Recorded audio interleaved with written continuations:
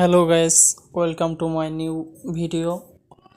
যারা Facebook page থেকে দেখছেন, প্লিজ ফেসবুক পেজটাকে ফলো করে সঙ্গে থাকবেন, এবং যারা ইউটিউব চ্যানেল থেকে দেখছেন তারা ইউটিউব চ্যানেলটাকে সাবস্ক্রাইব করে আমাদের সঙ্গে জুড়ে থাকুন। Thank you. Enjoy this video.